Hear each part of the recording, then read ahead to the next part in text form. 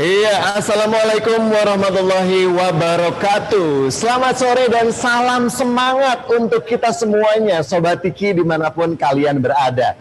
Wow, luar biasa sekali ya, sore hari ini kita ketemu nih secara virtual, seluruh Indonesia bergabung di webinarnya Tiki. Mulai dari ujung sana, dari Batam, Riau, Makassar, ada juga yang dari Sentani dan seluruh Indonesia, pokoknya ya, Pulau Jawa termasuk Jakarta juga ada di sini ya. Oke, senang sekali saya Teguh Zaki bisa hadir sore hari ini secara virtual untuk Anda, Sobat Tiki dimanapun Anda berada pastinya ya. Sobat Tiki pasti banyak banget nih daerah-daerahnya dan gabung semua di sini jadi satu ya. Sore hari ini saya akan menjadi moderator Anda dan kita akan seru-seruan menimba ilmu pastinya ya. Dan saya juga ingin mengucapkan terima kasih dan juga selamat untuk Sobat Tiki yang sudah bergabung di webinarnya Tiki sore hari ini.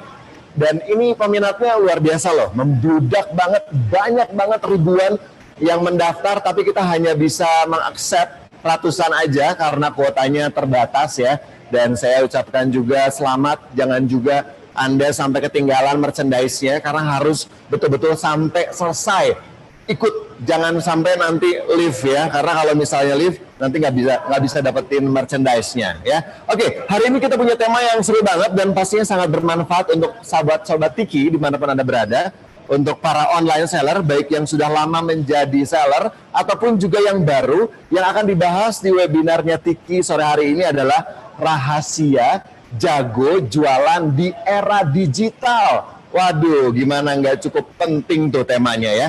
Dan nanti akan disampaikan oleh seorang digital consultant dan juga content creator yang sebelumnya saya juga nggak tahu ini sebetulnya siapa ya. Tapi karena acara ini saya jadi tahu, yaitu Mas Jonathan N. Nanti akan gabung bersama kita ya. Oke, pastikan Sobat Tiki yang di Jakarta juga sudah registrasi Sherlock. Tahu nggak Sherlock itu apa? Nanti kita akan kasih tahu ya. Karena Tiki akan memberikan hadiah tambahan untuk Sobat Tiki yang sudah registrasi Sherlock. Nah, nanti kita akan menjelaskan Sherlock itu apa, fungsinya apa, kelebihannya juga apa. Nah, itu dia tadi beberapa arahan untuk webinar kita hari ini. Semoga semua Sobat Tiki juga bisa menerima arahan ini dengan baik ya. Oke, sekarang kita akan memulai acara selanjutnya, kegiatan selanjutnya. Sebelumnya saya akan memanggil Senior Manager Sales and Marketing PT Citra Fund Titipan Kilat, yaitu Bapak Ahmad Kurtubi. Iya, Pak Ahmad Kurtubi sudah hadir. Oh, Selamat sore. Sore. Kurtubi. Sore, makasih. Waduh. Thank you, Mas Zaki. Apa kabar Pak Tubi? Baik, sehat, Mas Zaki. Gimana sehat? Semangat. Harus semangat. Kebetulan energi muda. Kebetulan saya lagi nunggu paket lagi dari nunggu paket. kantor, iya. Oh, Pak Tubi lagi nunggu paket. Iya, Oke, kita kirim sambil paket. nunggu paket kita ngobrol-ngobrol dulu, Boleh. nggak apa-apa ya Pak Tubi ya? Silakan, Oke, Mas Zaki. Pak Tubi, di masa sekarang ini Tiki ini terus berinovasi. Ya. Tiki terus memberikan pelayanan-pelayanan terbaik untuk sobat-sobat Tiki di seluruh Indonesia. Betul sekali. Termasuk salah satunya ini ya.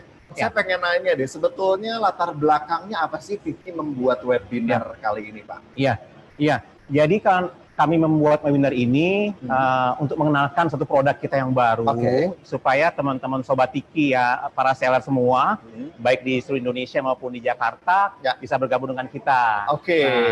Itu Mas Zaki. Jadi mungkin juga salah satunya Tiki ingin memberikan knowledge atau pengetahuan kepada seluruh sobat-sobat Tiki yang mau memulai bisnis online di dunia digital gitu kan Pak ya. Betul sekali. Jadi akan memberikan ilmu sharing pada sore hari ini ya. Oke, nah harapannya sendiri untuk Tiki apa sih di webinar ini Pak? Nah, harapan kita nanti teman-teman Sobat Tiki yang jualan di online ini bisa memanfaatkan program kita ini, yaitu tadi Sherlock disampaikan. Ya, kita harapkan semua bisa tumbuh ya jualannya teman-teman Sobat Tiki ya. Sukses sama Tiki. Kita akan bantu, akan kita support secara maksimal. Iya dong, pasti ya. Siapa sih Ya. sekarang yang nggak mau bisnisnya sukses? Pasti. Tapi kita juga nggak bisa sukses sendiri. Pasti. Kita harus ada berpartner dengan yang lain. Salah satunya Tiki adalah Tiki. pilihan yang tepat untuk berpartner Iya, sebagai partner pengiriman barangnya atau Betul. ekspedisinya untuk para Betul, online betul. shopper ini ya. Iya. Oke, dan untuk sejauh mana sih Tiki itu untuk membantu mempermudah para seller dalam memulai bisnis online ya? Iya, jadi memang kalau kita lihat sendiri untuk para online shop ini barangkali mereka yang kita mau ajak gabung, yaitu mereka yang mungkin kirimannya itu banyak ya, antara 50 sampai 200 kiriman per hari. Cuman dia kalau buat corporate itu nggak bisa. Ya, karena ada suatu aturan tertentu yang mungkin agak berat. Nah, makanya kita buat satu program yang namanya Sherlock. Dan itu sangat mudah, tidak ada biaya apapun di situ dan tidak ada syarat yang apapun yang berat buat sobat-sobat.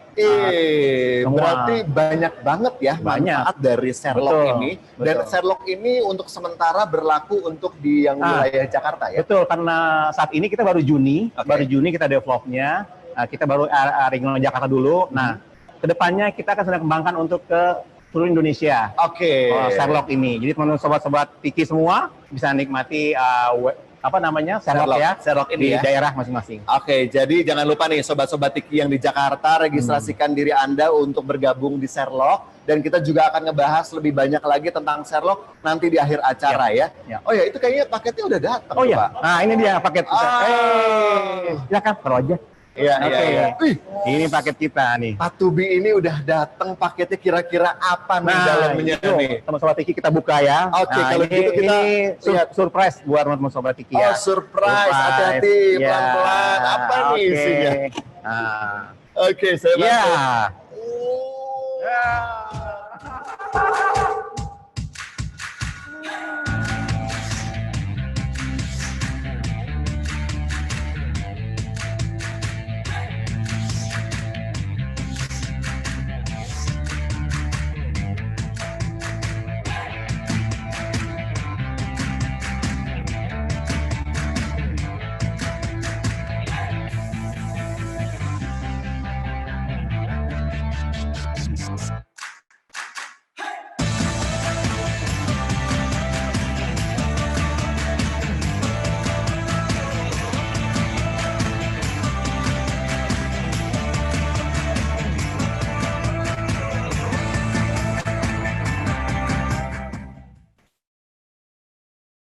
Semuanya buat program yang baru saja di launching sore hari ini, Sherlock.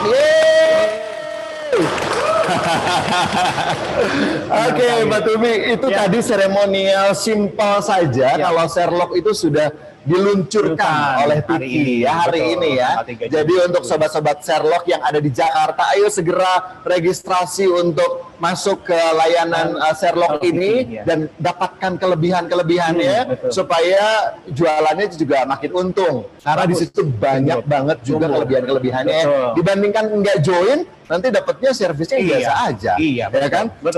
Nah Pak Tubi, kalau misalnya boleh lebih jelas lagi nih tentang Sherlock dari Pak Tubi, sebetulnya kelebihan-kelebihan apa aja yang bisa didapatkan oleh para seller di luar sana?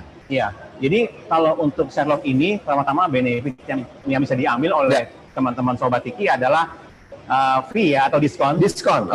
Itu ada diskon 18% dari biaya kirim. Nah, kalau kita di marketplace sendiri kan ada cashback gitu.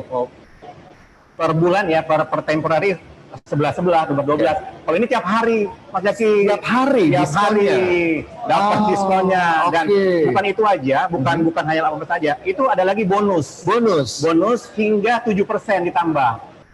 Jadi udah diskon dapat bonus lagi. Dan ada lagi loh. Ada reward lagi. Apa reward lagi teman-teman saya, sobat-sobat Sherlock yang omsetnya makin lama makin tinggi ya tiap bulan. Nah itu nanti ada reward lagi berupa hadiah-hadiah menarik dari Tiki sendiri, selain bonus yang kita tambahkan tiap bulan, akhir bulan ya. Jadi semakin untung dan untung terus. Nah, namanya juga ya Sobat Tiki, kita jualan bisnis gitu kan, pasti cari yang lebih murah tapi servis memuaskan. Salah satunya solusinya adalah gabung di Sherlock, itu juga bisa menambah cuan lah gitu istilahnya ya. Selain itu ada apa lagi? Ada gratis penjemputan? Pick up Pick up itu menjemput di rumah di rumah-rumah teman-teman sobat-sobat Tiki yang jualan, yang di toko-toko, itu kita pick up. Oke, jadi nggak usah kita yang datang ke counter, tapi barang itu yang akan dijemput. Barang yang akan dijemput oleh kita tiap hari. Luar biasa. Saya itu juga ada ini ya Pak ya, integrasi API ya. Iya, itu gimana tuh Pak, API? Jadi sistem yang akan kita kasih nanti itu kita pakai cloud. Jadi hanya cukup menggunakan jaringan internet saja, sudah bisa beroperasi sistem kita. Oke. Gitu ya. Jadi untuk print note, consignment note atau RW bill udah langsung di teman-teman sobat Tiki semua. Jadi udah jadi semua. Udah jadi tinggal semua. kita sore pick up.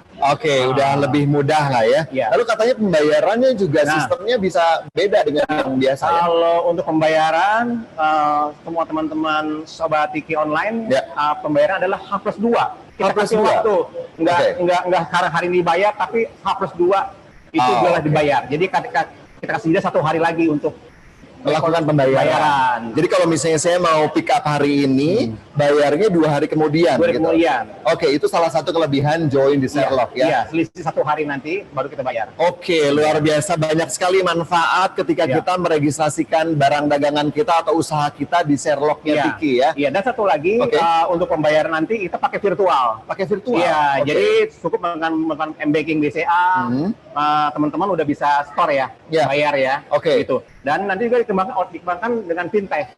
Kita pakai Dana atau OVO, nanti bisa setor pakai Dana atau OVO. Jadi mudah sekali lah. Mudah sekali ya untuk emang sih zaman sekarang itu semua harus lebih dipermudah dan Tiki juga salah satu perusahaan yang up to date, mempermudah para seller dan juga seluruh pelanggannya di Indonesia agar tetap bersama Tiki. Pastinya gitu ya Pak Tubi ya. Oke. Nah, sahabat Sherlock, sahabat Tiki juga dimanapun kalian berada, silahkan untuk sobat-sobat Tiki kalau misalnya masih ada pertanyaan-pertanyaan tentang Sherlock, bisa langsung aja diketik di kolom komentar dengan hashtagnya untuk khusus pertanyaan Sherlock, hashtag tanya Sherlock ya. Itu khusus untuk sobat Tiki yang mau menanyakan mengenai Sherlock ya, hashtag Sherlock. Nanti setelah dapat pemaparan dari Mas Jonathan, kita akan kembali lagi bersama Pak Tubi untuk membahas lebih lanjut pertanyaan-pertanyaan dari Sobat Tiki. Gitu ya.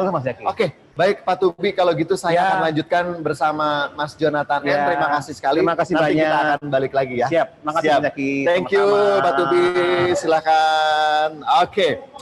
Nah, sahabat Tiki, kita sekarang akan masuk ke sesi utamanya. Tadi kita udah ngobrol-ngobrol nih sama Pak Tubi mengenai Sherlock yang baru saja di launching. Jadi kita tunggu nih untuk sobat-sobat Tiki yang ada di Jakarta untuk langsung meregistrasikan dagangannya atau usahanya di Sherlocknya Tiki setelah ini ya. Itu udah bisa langsung ya. Oke, kalau gitu langsung aja nih saya akan menyambungkan diri bersama Mas Jonathan N sebagai moderator mas saya ya kan. Oke, kalau gitu kita langsung cek aja apakah sudah tersambung dengan Mas Jonathan N. Halo. Halo, sore. Sore, hai Mas Jonathan, apa kabar? Aja channelnya ya. Baik, baik. Baik, Mas Jonathan sudah standby ya? Ya. Sudah siap ya Mas Jonathan ya? Siap dong. Oke, siap. Nah, Sobat Tiki, seperti tadi sudah diinformasikan juga ya, kita akan mendapatkan sesi dari Mas Jonathan N. Silakan untuk disimak baik-baik dan jangan lupa juga kalau misalnya ada yang mau ditanyakan, langsung saja ketik di komentar di situ dengan hashtag tanya dong spasi pertanyaan. Karena itu nanti akan langsung dibahas bersama saya dan juga Mas Jonathan N pastinya ya. Oke, langsung aja kita mau lihat dan mendengarkan pembicaraan atau topik kita bersama Mas Jonathan N. Silakan Mas Jonathan. Oke, terima kasih. Sebentar. Oke, siap. Silakan materinya. Iya. Oke, kelihatan ya di situ ya. Siap. Oke, selamat sore semuanya. Selamat datang di webinarnya Tiki. Kali ini juga bersama saya Jonathan N. Saya mau sharing sedikit tentang jago jualan di era digital. Nah, perkenalan sedikit. Jadi nama saya Jonathan N. Saya sudah 10 tahun bekerja di dunia social media marketing dan digital marketing. Saya pernah bekerja menjadi social media director di Ogilvy Indonesia. Ogilvy itu advertising agency tertua dan terbesar di dunia, dan saya juga sempat jadi head of social media di Gojek. Sekarang saya jadi konsultan digital dan social media independent dan juga content creator. Terus sebagai influencer juga aktif, sharing seputar topik pengembangan diri, keuangan, gaya hidup, dan juga bisnis dan marketing. Nah, jadi sini saya mau jelasin sedikit tentang digital marketing. Jadi kita tahu bagaimana internet mengubah perilaku kita kan. Jadi cara kita berinteraksi berubah, sekarang semuanya jadi megang HP, sekarang semuanya jadi foto-foto dan langsung share di social media. Gitu. Nah, terus juga digital marketing, kenapa digital marketing? Jadi kalau kita lihat ada 272 juta penduduk Indonesia, dari 272 juta itu, 64% itu 64% itu sudah menggunakan internet. Dan rata-rata 59% dia menggunakan social media dengan durasi yang rata-rata internetnya sendiri 8 jam, sedangkan social medianya sendiri 3,5 jam. Nah, jadi di sini sebenarnya peluangnya sangat besar sekali buat kita menggunakan social media. Karena audiensnya sudah ada di sana. Nah, kalau dilihat dari sisi usia, memang kebanyakan yang berada di sosial media itu yang rata-rata usia lebih muda lah, atau millennials lah. 25-34 itu yang paling besar, disusul yang berikutnya 18-24. Nah, jadi kalau misalnya teman-teman punya brand yang audiensnya di umur segini, ya berarti sosial media mungkin pilihannya tepat. Terus sosial media platform apa sih yang digunakan gitu? Kita lihat di sini ada Facebook, Instagram, Twitter lain, ada YouTube juga. Dan YouTube ini kasus spesial ya, karena YouTube ini dilihat sebagai channel buat entertainment. Jadi kalau kita di daerah suburban atau daerah rural, itu mereka mungkin tidak punya TV, tapi mereka punya satu tablet. Tabletnya buat apa? Dipakai buat nonton YouTube giliran. Gitu. Jadi kalau anaknya butuh hiburan, ya udah anaknya yang nonton. Siangnya ibunya yang mau nonton sinetron, ya udah tabletnya pindah ke ibu, dan seterusnya. Gitu. Tapi di sini kita lihat bahwa sosial media itu banyak mendominasi untuk platform internet yang digunakan oleh netizen. Nah, terus kalau kita lihat secara e-commerce gitu, sebenarnya mereka ini spend di apa aja sih? Spend-nya itu kalau kita lihat itu mostly di fashion dan beauty, itu ada 4,79 billion, ini kurang lebih setara dengan ya sekitar 70 triliun lah. 70 triliun spend di fashion dan beauty, kemudian elektronik, food dan personal care, dan seterusnya. Dan kalau kita lihat, di tahun 2019 itu ada 168,3 juta transaksi. Ini baru transaksi. Yang total, kalau di total itu kurang lebih ada 18,76 billion USD, ini setara kurang lebih ya kayaknya 70 triliun lah. Gitu. Ya, kurang lebih. Enggak ding, ini 230 triliun, maaf. Nah, jadi di sini pun sebenarnya orang-orang itu buat spend di e-commerce itu cukup tinggi, tinggal bagaimana caranya kita tap in ke mereka. Dan yang perlu diingatkan di sini bahwa ketika kita membuat satu channel jualan gitu, ini kita jangan cuma mempergunakan sebagai katalog, tapi juga tunjukkanlah lifestyle yang pengen kita aspirasikan ke audience gitu. Dan bukan sekedar harga murah gitu. Harga murah tuh nggak akan bikin orang loyal gitu kan. Kenapa? Karena kalau kita kasih harga murah, nanti ada kompetitor lain ngasih harga lebih murah, orang-orang bakal pindah. Kenapa? Karena kita cuma mengkomunikasikan harga murah. Kita tidak ada kelebihan lain selain itu. Nah, ini kan yang terjadi dari, lihat aja startup sekarang, perang harga, Gojek sama Grab. Gitu.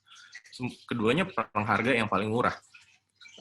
Dan di satu sisi kan main promo, voucher, dan begitu vouchernya di stop, oh ya udah, orang-orang berhenti menggunakan, cari kompetitor yang masih ngasih promo, atau harganya jauh lebih murah gitu. Nah, makanya jadi kita harus bisa mengkomunikasikan hal yang lain selain harga murah ini. Kalau kita lihat misalnya kalau di e-commerce pun, kalau kita mau beli barang gitu, mungkin kita akan sort berdasarkan harga termurah, tapi apakah kita akan beli yang termurah gitu? Ini kan ada contoh misalnya ini harganya lebih murah tapi belum ada review. Mungkin kita akan ambil yang reviewnya paling banyak, bukan harganya yang paling murah. Jadi review paling banyak ini dalam artian apa? Dalam artian kredibilitas. Biar kita biar kita lega begitu tahu oh iya barangnya asli ya, bukan barang-barang KW gitu kan. Nah, jadi yang perlu kita lihat di sini juga bagaimana caranya agar brand kita itu bisa menjadi solusi bagi permasalahan hidup customer. Jadi ketika kita ingin jualan, kita pikirin solusinya apa. Jadi misalnya orang yang ketombean bikin nggak pede. Oke, maka shampoo anti ketombe jadi appealing di sini, gitu kan? Pakai shampoo anti ketombe biar kembali pede. Jadi kayak shampoo anti ketombe cuma appealing bagi orang yang ketombean. Kalau orang yang nggak ketombean, mungkin dia tidak pakai shampoo anti ketombe. Nah, makanya kita harus mikirkan, oke, dari brand kita solusinya apa, ke audience itu masalah apa. Misalnya lagi, ada yang lapar tapi lembur di kantor dan tidak ada waktu untuk membeli makanan. Atau misalnya keluarga sibuk dan tidak ada waktu untuk masak makanan. Oh, ya udah, misalnya ada layanan delivery, GoFood dan GrabFood. Jadi layanan delivery ini bisa membantu kita menghemat waktu gitu. Ada masalah kan? Oh, saya harus mengerjakan ini, tidak punya waktu untuk membeli makanan. Gitu. Oh, ini ada solusinya gitu, yang bisa membantu menghemat waktu. Nah, ini pun saya dalam sosial media saya sekarang lebih ke coaching gitu kan. Jadi banyak orang yang punya mimpi besar dan ingin meraihnya tapi bingung harus mulai dari mana. Nah, di sosial media saya sharing seputar growth dalam hal personal, finansial, karir, juga bisnis. Jadi ini bisa membantu orang-orang untuk membuka mindset dan memberikan petunjuk kemana harus melangkah gitu. Nah, jadi ketika kita menjadi brand, kita harus berpikir permasalahan hidup audiens apa yang ingin kita selesaikan gitu kan. Nah, tapi untuk tahu permasalahan hidup customer, kita harus mengenal jauh lebih dekat. Nah, jadi kita harus mengerti bahwa setiap setiap segmentasi audiens itu punya behavior yang beda-beda. Kalau kita lihat nih, pegawai kantoran dari pagi sampai malam ya. Oke, jam 5 dia bangun, cek sosial media, WhatsApp dan email, siap-siap kantor, jam 7 berangkat kantor. Nah, berangkat kantor cek sosial media lagi di jalan gitu kan. Habis itu jam 9 sampai 12 bekerja, mungkin internet dipakai buat cek email. Makan siang, istirahat, oke, cek sosial media. Habis itu dia bekerja lagi, terus jamnya cari snack nih. Oke, dia kembali megang HP-nya, buka-buka GoFood, mencari snack. Habis itu kerja lagi, pulang malam nongkrong dulu sama teman-teman, foto-foto buat diupload di Instagram, pulang ke rumah, cek update di sosial media, kemudian tidur. Beda cerita dengan ibu rumah tangga. Gitu. Kalau yang tadi pegawai kantoran, dia itu waktu dia online itu di luar jam kerja, gitu kan. Kebanyakan di masa commuting, pergi dan pulang kantor. Kalau ibu rumah tangga justru beda. Ibu rumah tangga dia pagi-pagi dia bangun menyiapkan sarapan atau mungkin mengantar anaknya ke sekolah gitu kan. Nah, justru pagi-pagi itu adalah waktu bersantai mereka gitu. Ketika anak sekolah, ayahnya juga bekerja, oh ya udah jadi dia punya me time. Istirahat di rumah, cek sosial media, nyalain TV, nonton acara gosip, ngobrol sama tetangga gitu kan. Kemudian siang menjelang siang menyiapkan makan siang atau jemput anak dari sekolah, kemudian beristirahat lagi ketika misalnya siang anak pergi les atau anak tidur siang, anak kerjain PR, kembali buka sosial media, nonton TV sore-sore, gosip dengan tetangga sambil nyiram tanaman di halaman gitu kan. Kemudian menyiapkan makan malam dan baru aktif lagi di sosial media setelah mungkin jam 9 ke atas, jam 10 mungkin. Nah, ini kita harus mengerti bahwa target audience yang berbeda punya behavior yang berbeda. Jadi misalnya ketika kita mau menargetkan orang-orang yang pegawai kantoran, mungkin kita targetin masa-masa di mana mereka cek sosial media, yaitu mungkin pagi hari atau jam makan siang, atau misalnya malam-malam. Gitu. Tapi ketika kita mau menargetin buat ibu rumah tangga, oh ya udah, mungkin di jam 8 sampai jam 10 ini atau jam 2 sampai jam 4 gitu. Nah, ini juga mengapa di jam-jam segini biasanya di TV isinya acara gosip gitu kan. Karena ini adalah waktu-waktu di mana ibu-ibu ini beristirahat gitu. Nah, kemudian kita bisa buat segmentasi audience berdasarkan ada beberapa hal yang bisa kita bagi. Yang pertama demografi. Demografi itu apa sih? Usia, jenis kelamin, status pernikahan, latar belakang pendidikan, status sosioekonomi. Misalnya usia, ya usia sudah tahu kita mau target segmen yang muda 18-24 atau yang lebih tua 25-34 gitu kan. Jenis kelamin male atau yang female gitu. Tadi ibu rumah tangga atau misalnya bapak-bapak kepala keluarga gitu kan, status pernikahan yang menikah atau single, latar belakang pendidikan misalnya S1 atau S2 gitu, status sosioekonomi yang kondisi ekonomi menengah atau menengah ke bawah atau misalnya yang atas gitu kan. Nah, selain demografi ini yang standar, tapi kita juga bisa nargetin ke psikografi. Psikografi, personality-nya bagaimana, interest-nya apa. Misalnya dia orangnya yang misalnya gemar menabung gitu kan. Gemar menabung ini kan gemar menabung ini tidak hanya bergantung pada usia, ini bisa terjadi pada semua demografi gitu. Gemar menabung, nilai yang dianut misalnya. Nilai yang dianut misalnya kita bisa nargetin ibu rumah tangga yang menganggap keluarga adalah hal terpenting dalam hidupnya gitu misalnya. Terus itu termasuk nilai yang dianut. Terus hobi, lifestyle atau juga perilaku mereka. Terus kemudian teknografi. Teknografi ini lebih ke behavior menggunakan internet. Misalnya social media platform apa yang digunakan, device-nya digunakan apa, misalnya dia online apakah dari laptop atau dari HP gitu kan.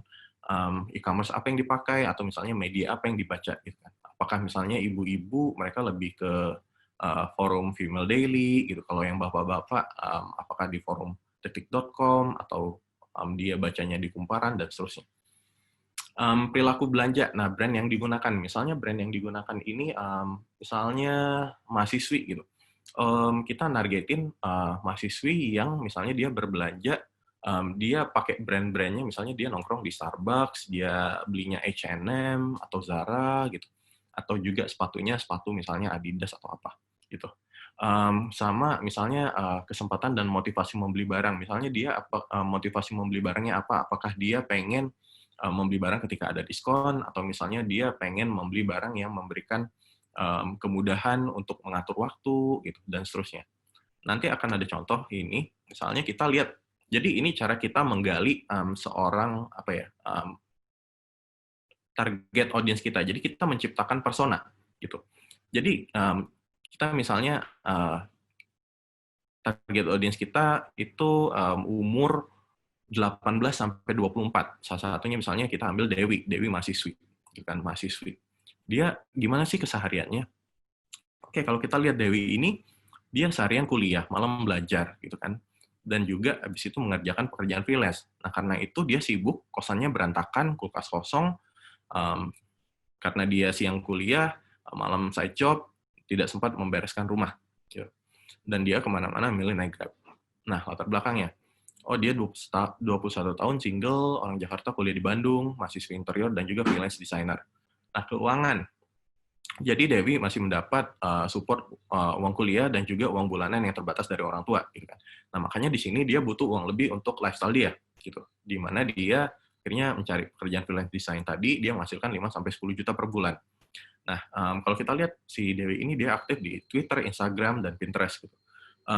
Dia mencari kupon voucher atau promo, dan setiap minggu dia browsing online shop dan impulsif membeli baju untuk yang tadi, memenuhi lifestyle dia.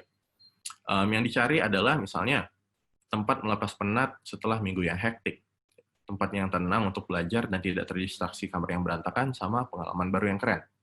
Brand-brand apa yang dipakai sama si Dewi? Misalnya kalau kita lihat ada Starbucks, gitu, H&M, Forever 21, sepatunya Charles & Keith. Mimpinya apa? Mimpinya dia pengen jadi interior designer yang terkenal, dia pengen traveling keliling dunia, dan dia pengen tidak khawatir soal keuangan. Khawatiran dia takut nggak bisa bayar cicilan kartu kredit. Dia takut stuck di satu tempat dan nggak bisa traveling, gitu. Dan dia takut mendapatkan nilai jelek di mata kuliah. Nah, jadi kita bisa mengira-ngira nih, oh dari Dewi ini kira-kira solusi yang dibutuhkan Dewi apa? Misalnya satu, tempat kerja yang tenang dan bikin fokus, antara coffee shop atau misalnya co-working space. Gitu, yang nyaman, tempat duduknya, terus ada banyak colokan, atau misalnya voucher promo dan diskon, atau misalnya karena dia tadi suka beli-beli baju, tapi dia juga takut gimana caranya keuangannya tetap aman, oh ya udah mungkin kayak pakaian yang cocok untuk dipakai di banyak kesempatan. Jadi beli satu baju ini bisa dipakai baik itu nongkrong, baik itu yang lebih dipakai kerja juga bisa gitu, sehingga Dewi pun merasa pemanfaatan duitnya jauh lebih bagus dari sini. Nah, ketika kita sudah menggali persona audience seperti ini, kita jadi bisa mengira, oh oke, yang dibutuhkan Dewi ini seperti ini, maka yang bisa saya tawarkan begini. cara mencari tahu sebenarnya bagaimana kita bisa mencari tahu ini ya kita tanya-tanya aja ke target audience-nya. Kita survei. Gitu kan. Kalau misalnya target audience kita 18 sampai 24 tadi. Cewek 18 sampai 24. Nah, kita tanya-tanya apakah kita ada teman dengan kurang lebih segmentasi audience yang sama. Kita bisa tanya ke mereka, sebenarnya kamu sukanya apa sih gitu. Yang kamu pengen apa sih? Yang kamu takutin apa sih gitu. Jadi dengan kita ngobrol-ngobrol ke mereka, kita juga bisa jadi lebih tahu dan lebih bisa menggali. Gitu. Jadi itu tadi ketika kita sudah mengetahui persona itu, kita jadi mengerti kebutuhan dan motivasi audience sehingga kita bisa menjual lebih baik, kita bisa menyampaikan sesuatu yang ingin mereka dengarkan, dan kita bisa membuat targeting ads lebih tajam. Targeting ads nanti akan dibahas lagi. Nah, oke. Jadi ketika kita sudah mengerti audience kita lebih dalam, kita juga bisa memberikan komunikasi yang lebih relevan. Sehingga ini menjadi satu yang sering kali dilupakan oleh kita yang pengen bikin online presence di social media, brand communication gitu. Slogan brand kita apa? Apa keunggulan brand kita dibanding brand lain gitu. Nah, komunikasi ini harus tertuang di channel-channel kita, baik itu di website, di social media, gitu kan, di e-commerce, karena ini yang bisa membedakan diri kita dengan kompetitor dan membuat kita jadi relevan di kehidupan target audience. Nah, misalnya Nike. Nike ini brand sepatu, apparel olahraga, gitu kan.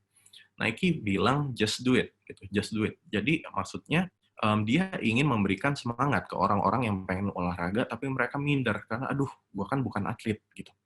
Bukan atlet, gitu. Masa olahraga ini? Salah satu iklan Nike yang paling memorable di saya itu adalah ketika sore-sore, jadi footage jalan sore-sore itu kayak habis maraton yang ada banyak cangkir-cangkir, gelas-gelas plastik berserakan gitu kan, konfeti di mana-mana. Sudah sore, sudah mau gelap, tapi ada satu orang yang dia dia yang badannya gendut gitu. Dia tetap lari terengah-engah gitu. Meskipun sudah kosong gitu, tinggal dia sendiri tapi dia tetap lari. Nah, di situ Nike bilang just do it gitu. Jadi kalau kita lihat sosial medianya Nike, it's all about performance. Kita lihat atlet-atlet yang ngasih tips olahraga mereka gitu, cara mereka training gitu kan. Nggak ada ngomongin soal ini sepatu Nike harganya sekian gitu. Ini bajunya harganya sekian. Enggak. It's all about performance, mendorong kita untuk jadi atlet. Nah, kemudian kalau Dove kita lihat komunikasinya adalah real women, real beauty. Bahwa semua wanita itu cantik. Gitu. Mau apapun bentuk tubuhnya, mau kurus, mau gendut, gitu, mau tinggi, mau pendek, mau kulitnya berkulit gelap, mau kulitnya terang, gitu kan. Bahwa Dove mengajak wanita-wanita untuk lebih percaya diri, gitu. Apapun bentuk fisik mereka, gitu. Nah, makanya komunikasinya real women, real beauty. Kalau kita lihat konten-konten sosial medianya, itu tentang menjelaskan bahwa women itu more than just a body, gitu loh. Bahwa mereka semua wanita itu ya cantik apapun bentuknya, gitu. Dan kemudian misalnya Rinso, kita yang lokal deh, Rinso berani kotor itu baik, gitu kan. Karena Rinso melihat sebagai ibu-ibu, gitu. Ibu-ibu sebenarnya mereka pengen anaknya belajar, tapi mereka takut kalau bajunya kotor dan jadinya anak-anaknya yaudah dibiarin dikurung aja di rumah gitu.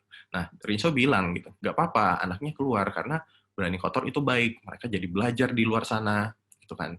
Nanti urusan baju kotor biar kita yang ngurus, biar Rinso yang beresin gitu. Nah, makanya kalau kita lihat di sosial medianya semua soal ibu dan anak yang bermain bersama, bermainnya itu yang bermain yang kotor, misalnya apa? Misalnya ngechat gitu kan. Ini karena belakangan di rumah aja, jadi ya komunikasinya lebih ke activity di rumah gitu kan. Mau itu masak-masakan, mau itu ngechat gitu kan, mau itu eksperimen kimia atau apa gitu, bersihin rumah segala macam gitu loh. Dan kalau kita lihat mereka pun konsisten dengan template yang template kayak percikan-percikan chat ini gitu. Itu ada di sosial media mereka. Nah, jadi di sini bagaimana komunikasi si brand itu disampaikan dengan konsisten di sosial media, gitu. Dan di sini juga bagaimana caranya kita menggali unique selling proposition kita apa. Unique selling proposition itu adalah hal yang kita punya yang unik yang tidak ada di kompetitor lain, gitu. Ini adalah USP. Kenapa? Karena itu akan menjadi satu area yang benar-benar bisa kita kuasain, gitu. Bisa kita belum ada yang bermain di sini, gitu. Nah, jadi kalau kita lihat ini adalah winning zone yang kita punya tapi tidak dimiliki brand kompetitor, gitu. Misalnya ketika ketika kita produknya sepatu deh misalnya, produk sepatu kita dan kompetitor sama-sama ngomongin sepatu yang solnya empuk. Oke, berarti itu nah kalau solnya empuk itu mungkin akan ada di sini tempat kompetisi inovasi, gitu kan, inovasi. Dan juga eksekusinya harus bagus. Tapi kalau misalnya kita bergerak sedikit, oke, apa ya yang kira-kira yang nggak ada di kompetitor? Apa yang di sepatu kita yang tidak ada di kompetitor? Oh, mungkin di durable gitu. Sepatu kita tahan, baik itu mau dipakai naik gunung, mau dipakai kulitnya itu misalnya sepatu kulitnya tidak mudah tergores. Gitu. Jadi mau dipakai kemana aja aman. Oh, itu bisa jadi salah satu USP. Yang ketika orang, oh iya ini sepatu, oh si kompetitor ini sepatunya mudah rusak, oh yang ini enggak, oke saya akan milih yang ini. Tapi kalau kita tadi sama-sama ngomong soal yang, oh mungkin kita akan berkompetisi di sini. Tuh. Terus juga losing zone, ya sebaliknya. Kalau misalnya kompetitor punya USP yang kita tidak punya, itu kita akan otomatis kalah. Dan yang penting adalah jangan sibuk bermain di ranah yang sebenarnya konsumer kita tidak peduli, gitu kan. Misalnya ketika kita ngomongin soal harga, padahal customer kita pengennya yang bahannya bagus, yang misalnya bahannya tidak panas, gitu. Nah ini kan jadi sebenarnya tidak peduli gitu. Jadi kita harus lebih mendengarkan apa yang customer kita mau. Nah, di sini juga kekuatan storytelling. Storytelling itu, misalnya, saya mau memberikan contoh, ini ada salah satu billboard Gojek dulu. Jadi bagaimana caranya kita bisa menangkap emosi audiens melalui tulisan-tulisan yang menghangatkan hati, yang ada ceritanya lah, gitu.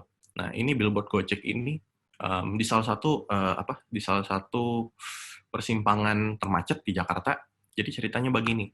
Nah, ceritanya, ya, saya bacain aja. Hai kamu, iya kamu, coba bayangin kalau pagi ini bisa nyampe kantor lebih cepat, buka pintu kantor nggak mesti nundukin kepala sambil jalan cepat, bisa ngopi atau ngeteh dulu di pantry, moodnya jadi enak seharian, dan seterusnya lah.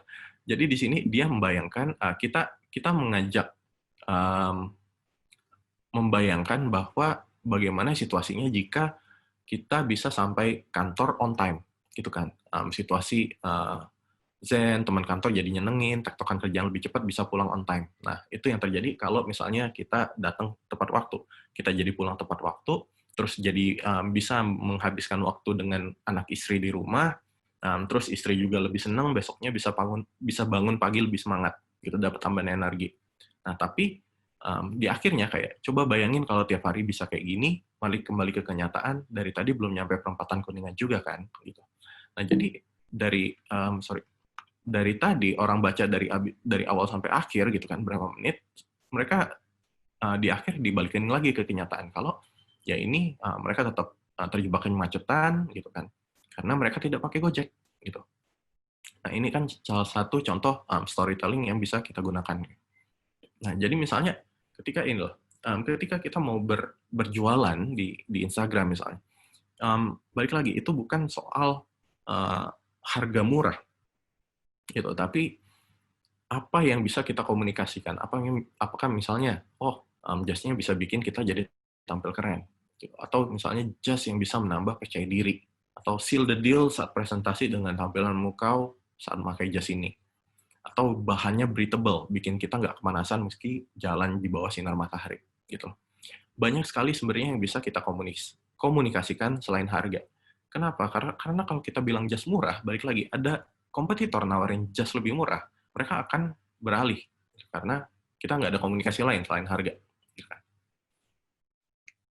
Nah, misalnya juga ini Brodo. Brodo ini produsen sepatu. Nah, Brodo bilang mereka ini menawarkan satu, apa ya, mereka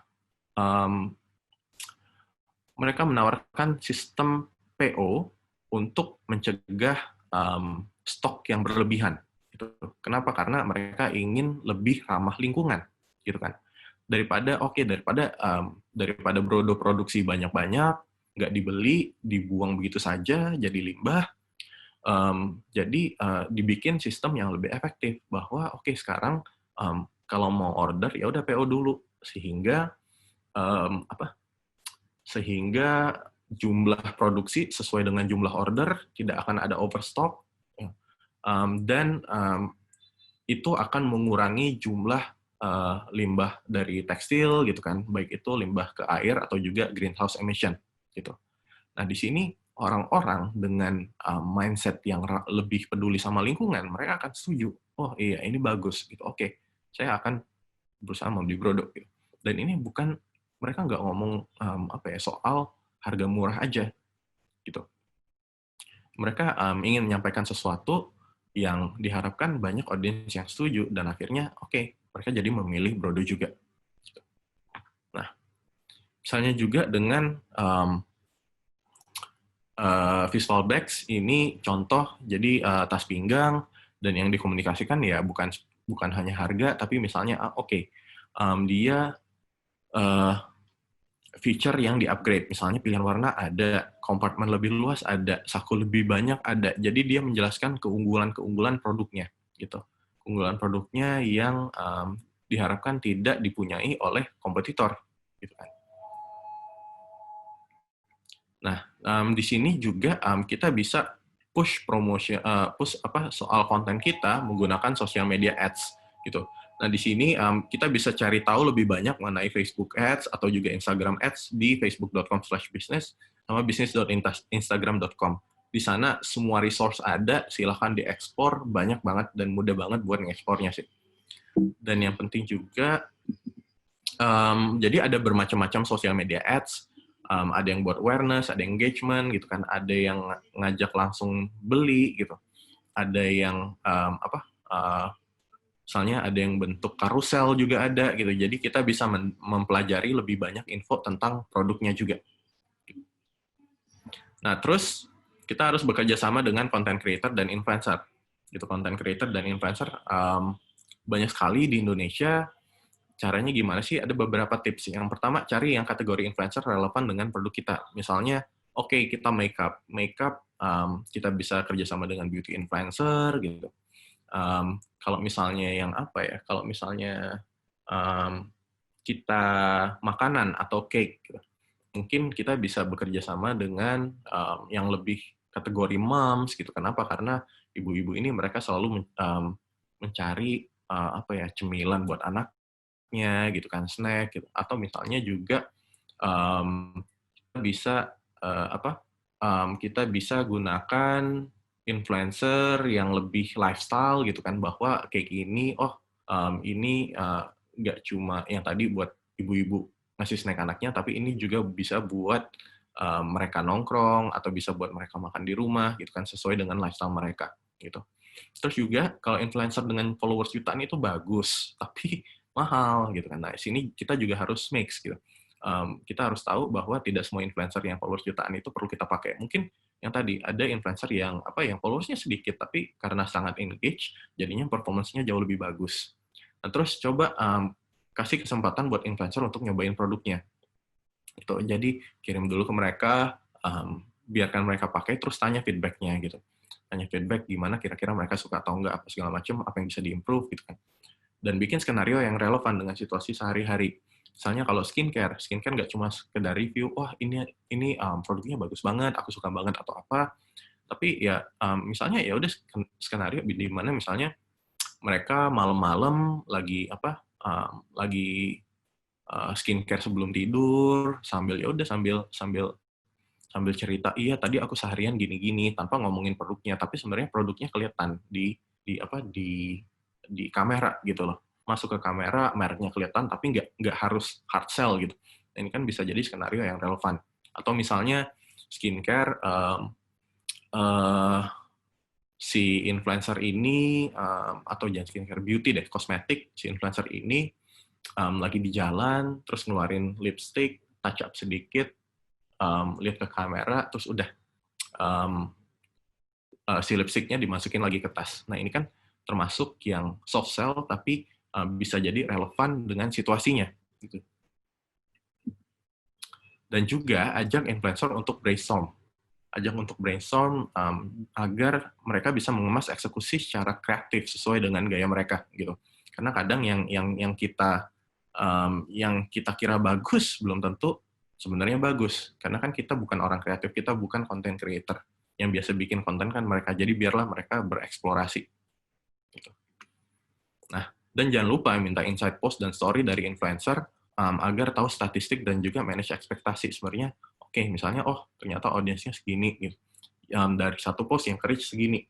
Karena misalnya saya pun ini, saya punya followers 137.000, tidak semuanya langsung lihat satu post saya. Mungkin hanya sebagian gitu kan. Karena mungkin tidak semuanya online di saat saya online, gitu. Dan yang paling penting, jangan lupa bahwa sosial media itu menyenangkan sekali. Gitu. Bisa buat tempat kita buat eksplorasi, gitu kan. Bisa tempat buat kita ketemu customer, langsung tanya feedback-nya mereka apa, biar kita juga bisa memperbarui produk kita agar jadi lebih baik. Gitu. Dan jadi jangan lupa buat bersenang-senang. Terima kasih, itu sekian materi dari saya. Silahkan kalau ada pertanyaan. Belum ya? Ya. Halo. Nah, untuk Sobat Tiki yang mau bertanya, silahkan untuk bertanya di kolom komentar tadi ya, dengan hashtag-nya adalah tanya dong, spasi, langsung pertanyaannya diketik aja di situ ya. Tadi sudah ada pertanyaan, Mas Jonathan, mungkin bisa sambil nunggu yang lain bertanya, boleh dijawab dulu pertanyaannya. Tadi ada yang menanyakan, pengen aktif di digital, tapi modalnya tidak banyak atau bahkan Rp0, kira-kira memungkinkan atau bisa atau enggak ya Mas Jonathan? Memungkinkan sih, kalau modal nol ya. Memungkinkan, oke. Jadi asumsinya produk kamu bagus. Produk bagus, tapi modalnya nol. Nah, kalau kamu pede dengan produk kamu bisa kirim ke influencer. Gitu kan, kirim ke influencer, kirim aja dengan harapan mereka suka dan mereka akan nge-post tentang produknya gitu di sosial media mereka. Itu kan sudah lumayan tuh, modalnya nol gitu. Nah, itu bisa coba satu. Kemudian kedua, sebenarnya dengan Instagram Ads dan Facebook Ads itu cost-nya itu murah kok gitu. Jadi kasarnya untuk kan kayak kalau kita misalnya ngiklan di koran bisa berapa belas juta, berapa puluh juta gitu kan. Tapi kalau kita ngiklan lewat Instagram Ads itu untuk menjangkau misalnya 50.000 atau 100.000 orang itu kita cuma modal bisa 2 juta doang gitu. Itu udah lumayan 100.000 orang. Jadi sebenarnya sangat murah. Itu jalan yang paling sederhananya mungkin ya Mas Jonathan ya. Untuk kalau misalnya modal kita nggak terlalu besar, tapi tetap mau memasang ads untuk di Instagram atau di yang lainnya, itu adalah jalan tersimpelnya mungkin seperti itu ya. Oke, ini masih ada lagi pertanyaannya untuk teman-teman atau Sobat Tiki dimanapun Anda berada yang lainnya. Silahkan untuk mengetik pertanyaannya ya, nanti akan saya bacakan. Nah, ini ada pertanyaan, tapi nggak pakai hashtag tanya dong, nggak apa-apa, oke. Itu dari Ega Wisnu. Apakah nanti materinya dapat di-share? Nah, kemarin sih saya nanya-nanya Mas Jonathan, katanya nggak bisa. Tapi silakan Mas Jonathan mungkin bisa memberikan penjelasannya. Bisa nggak tuh di-share katanya materinya? Gimana Mas Jonathan? Materinya bisa. Nanti aku share. Bisa ya? Ya. Bisa di-share nanti berarti? Iya, bisa. Nanti mungkin minta ke panitia aja ya. Oke, berarti bisa ya? Oke, alhamdulillah akhirnya bisa juga nanti di-share ya. Oke, langsung pertanyaan selanjutnya ini adalah dari Sony. Pertanyaannya, influencer itu apa? Saya awam istilah-istilah internet. Waduh, ini kayaknya pemula banget ya. Oke, Mas Jonathan mungkin bisa kasih bekal ke pertanyaan dari Mas Sony. Influencer itu apa sih sebenarnya? Influencer itu sebenarnya kalau kita lihat dari kata influence ya. Jadi influence kan memberikan pengaruh. Jadi influencer ini orang yang bisa memberikan pengaruh pada seseorang untuk melakukan sesuatu. Misalnya, influencer ini ciri-cirinya yang paling jelas adalah mereka punya followers banyak di sosial media, gitu kan. Bisa jadi misalnya kayak Bambang Pamungkas. Bambang Pamungkas ada influencer untuk terutama fansnya Persija, gitu. Ya. Karena kan ya selain Bambang juga idola, dia juga ya mungkin apa yang dia lakukan mungkin akan banyak dituruti oleh fans Persija, gitu. Nah itu salah satu contoh. Misalnya juga apa ya? Kalau dimasak, masak itu mungkin bisa Chef Juna atau misalnya Farah Queen, gitu kan. Mereka termasuk influencer di ranah memasak. Jadi ketika mereka bilang mungkin, oh misalnya panci merek A itu yang paling bagus. Jadi orang-orang akan, oh ya udah karena chef ini yang bilang, oke deh saya akan beli si panci A, gitu. Atau misalnya ada apa lagi ya? Mungkin jangan chef deh. Mungkin kalau ada ibu-ibu gitu, misalnya seperti influencer ibu-ibu bisa jadi kayak Mona Ratuliu. Gitu.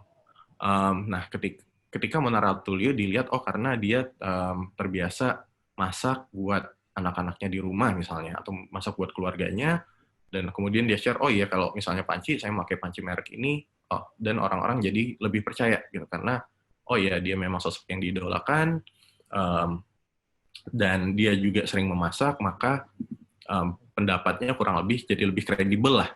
Nah, jadi gitu influencer. Bagaimana caranya kita bisa memanfaatkan influencer buat mengajak orang untuk menggunakan produk kita. Oke, nah Mas Jonathan, mungkin kalau untuk orang-orang awam di luar sana, seperti tadi kan Mas Jonathan bilang kalau influencer itu ada Mona Ratuliu atau selebriti-selebriti yang lainnya yang bisa disebut mereka juga sebagai influencer. Tapi mungkin bagi orang awam mereka juga bingung bagaimana cara mengontak si influencer ini supaya mereka bisa menggunakan jasa influencernya. Itu mungkin ada pencerahan Mas Jonathan? Di kontak biasanya ada kok di bio-nya, biasanya ada di biografi, di bio DM ya? Ya bisa di bio, kalau nggak di DM aja, di message satu-satu gitu loh. Oke, nah berarti untuk teman-teman atau sobat Tiki yang bingung mau kontaknya kemana, menghubungi influencer, bisa langsung direct message aja di Instagramnya ya. Oke, thank you Mas Jonathan. Kita langsung masuk ke pertanyaan selanjutnya. Di sini dari Seni Kardia, tanya dong, bagaimana cara membuat storytelling yang bisa menarik audiens untuk membaca? Karena selama ini saya khawatir storytelling menjadi hal yang monoton. Nah, itu seperti apa tuh Mas Jonathan? Storytelling menjadi hal yang monoton. Justru sebenarnya storytelling itu membuat sesuatu jadi tidak monoton. Gitu. Ya, caranya supaya menarik itu seperti apa katanya gitu. Karena pengalaman dia itu adalah monoton gitu. Jadi gimana caranya supaya storytelling ini menjadi lebih menarik dan disimak oleh para netizen ya? Oke, sebenarnya banyak sih tips storytelling ini. Mungkin nanti bisa googling sekalian ya. Jadi misalnya kita bisa memakai format penulisan. Yang ada intro, ada konflik, kemudian ada solusi. Itu kan biasanya di cerita-cerita film juga menggunakan skenario 3 babak gitu ya. Bisa pakai kayak gitu. Atau juga bisa cari sesuatu yang menggugah gitu. Yang kayak yang kalau kita lihat iklan-iklan asuransi Thailand tuh kan banyak di-share juga di sosial media yang iklannya sebenarnya panjang gitu, 2 menit, 3 menit, tapi kita tetap nonton. Kenapa? Karena kita merasa oh ini sangat emosional, ini sangat menggugah perasaan kita gitu. Jadinya kita pengen tahu sampai habis, pengen baca sampai habis gitu kan. Bahkan kayak ini deh yang kemarin mungkin teman-teman juga udah pada tahu yang cerita horor KKN di Desa Penari gitu kan. Itu juga sebenarnya storytelling. Itu panjang banget, tapi kita tetap pengen tahu karena ya itu kita dibawa alurnya gitu. Yang tadi ada intro, ada konflik, terus kemudian ada konklusi akhirnya kayak gimana gitu. Ya, oke. Itu tips untuk membuat storytelling menjadi lebih menarik. Jadi kita juga betul-betul harus menjadi atau mungkin memposisikan diri sebagai audiens. Kalau misalnya menarik, kita juga pasti akan nonton gitu ya. Jadi harus berstrategi yang kreatif juga. Oke, selanjutnya pertanyaan dari Christian. Christian di sini bertanya, tanya dong, untuk brand seperti Nike dan juga Dove adalah brand yang sudah besar. Namun bagaimana dengan brand kecil untuk membuat konten, untuk menyebarkan pesan dari brand kita sendiri? Nah, ini penting banget juga nih, karena tadi mungkin contohnya brand-brand besar ya.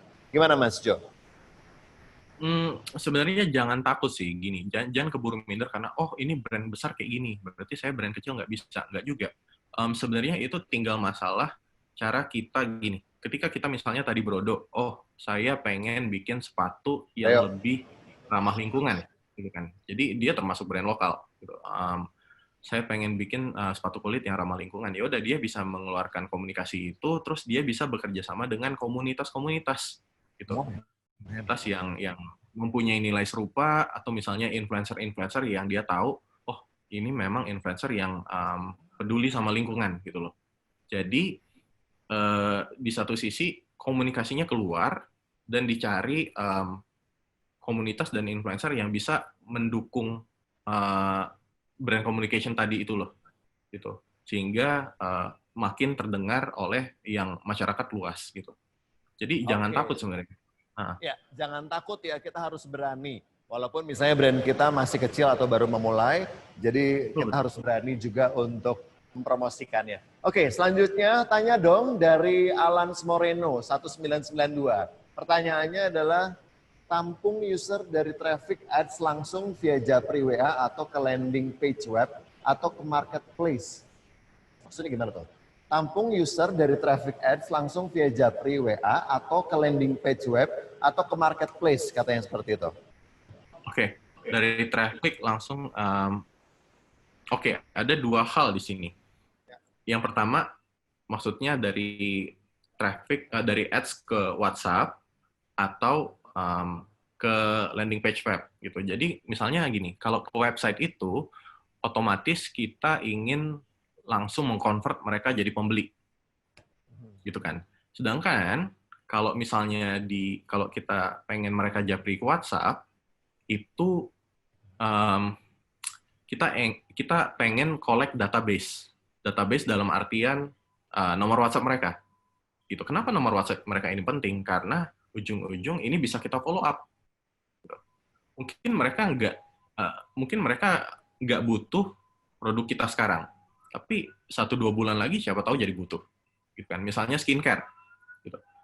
Skincare, ketika orang sudah beli, gitu kan? Mereka mungkin 1-2 bulan lagi akan habis skincare-nya. Jadi kita harus ingetin lagi. Kita harus ingetin, ini kemarin udah habis nih. Gitu. Mau beli lagi nggak? Nah, ini kan kita butuh database seperti ya nomor WhatsApp. Gitu. Nah, jadi bisa ya tergantung objektif sih, maunya yang mana. Yang balik lagi tadi, yang pertama itu kita pengen lebih push dia langsung beli. Yang kedua, pengen kita simpan dulu datanya buat di follow up kemudian gitu. Ya, gitu ya. Sudah cukup jelas, mudah-mudahan mewakili pertanyaannya tadi ya. Oke, selanjutnya lagi nih pertanyaan dari Zul.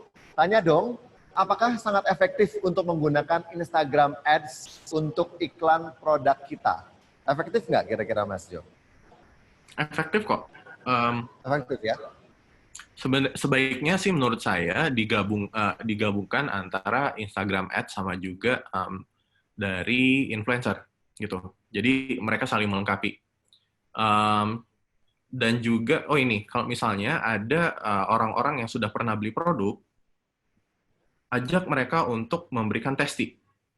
Untuk memberikan testi baik itu di Instagram post atau juga Instagram story. Jadi kan nanti kalau story kan tinggal kita repost terus bikin jadi story highlight. Nah itu kan ujung-ujung testimonial ini yang membuat orang jadi lebih percaya dengan produk kita.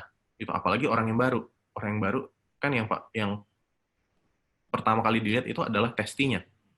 Sama kayak mau beli di e-commerce yang dilihat itu ratingnya. Nah, kalau di luar e-commerce kayak di Instagram, di sosial media, yang dilihat ya testi-testi orang tuh kayak gimana, apakah benar nih seller atau jangan-jangan penipu gitu kan. Kan sekarang banyak banget.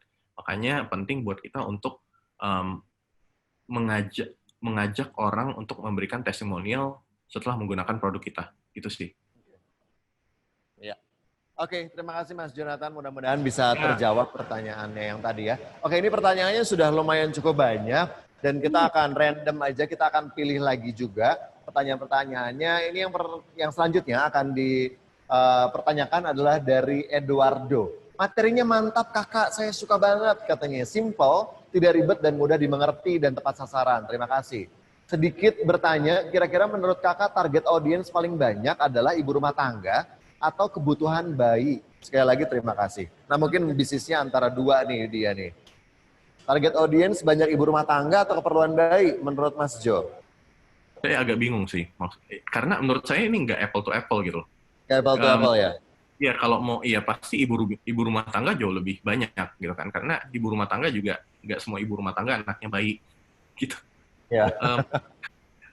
Mungkin bisa dilihat dari survei atau traffic, tergantung dia juga followernya kebanyakan apa gitu ya. Mungkin bisa dilihat. Iya. Nah, kalau mau kalian coba cek di Instagram Ads gitu di tadi business.instagram.com. Terus coba explore audiensnya aja. Jadi di situ dipilih nanti misalnya saya mau target audience female, usia ibu rumah tangga itu anggap aja saya usia 25 sampai 35 ya. 25 sampai 35. Nah, nanti di situ dipilih punya anak atau misalnya anaknya masih kecil atau anaknya yang udah dewasa gitu loh. Jadi dari situ nanti ketahuan, kalau misalnya ibu rumah tangga doang audiensnya jumlahnya kurang lebih segini di Instagram. Atau kalau yang punya anak jumlahnya segini. Jadi kalian bisa kira-kira dari situ banyakan yang mana. Oke, siap. Lanjut ya, agak dipercepat aja pertanyaannya. Selanjutnya adalah berapa persen dari modal yang harus dikeluarkan untuk promosi ke ads atau influencer? Pertanyaan dari Hilwa.